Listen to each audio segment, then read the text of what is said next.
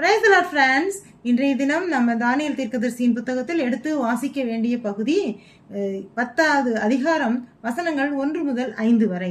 இந்த பகுதியில் அகைன் நம்ம தானியேல் தீர்க்கதரிசியோட தரிசனம் இன்னொரு தரிசனத்தை தான் பற்றி பார்க்குறோம். இது எந்த காலகட்டத்தில் நடக்குது அப்படின்னு சொன்னால், பெர்ஷியாவின் ராஜாவாகிய கோரேஸ் அவர் ஆட்சிக்கு வர்றாரு.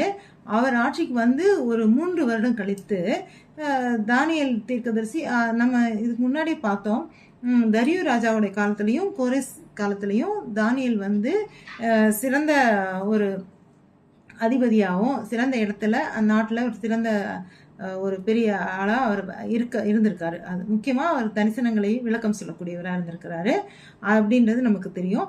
அந்த ராஜாவோட காலத்தில் தானியேல் தீர்க்கதரிசி ஒரு உபவாசம் மாதிரி தான். இந்த 2வது 3வது வசனங்களில் எப்படி இருக்காரு அப்படின்னா, சிறந்த வஸ்திரம் தரிக்கலை, ஒரு 21 நாட்கள் என்ன செஞ்சிருக்காரு, அது ஒரு உபவாசம் மாதிரி. அது சிறந்த சிறந்த உணவு சாப்பிடலை, மதுபானம் குடிக்கலை, எந்த சிறந்த விஷயத்தையும், ஏன் ஒரு பரிமள தைலத்தை கூட அவர் போட்டுக்கலையாம். அந்த மாதிரி உலகத்துக்கு லக்ஸுரியாகவும் உலகத்துக்கு சந்தோஷமாக கொடுக்கக்கூடிய விஷயங்கள் எல்லாத்தையும் அதை அவாய்ட் பண்ணிட்டு அந்த 21 நாட்கள் கடந்திருக்காரு. அதுக்கப்புறம் அவருக்கு ஒரு தரிசனம் கிடைக்குது. அந்த தரிசனத்தில் அவர் என்ன இருக்குன்னா, ஒரு ஆற்றங்கரையில் நிற்கிறார். அதோட இப்பைய பேர் அப்படின்னு ஒரு ரிசர்ச்சில் சொல்கிறாங்க, டைக்ரிஸ் அப்படின்ற ஆற்றங்கரையில் நிற்கிறாரு.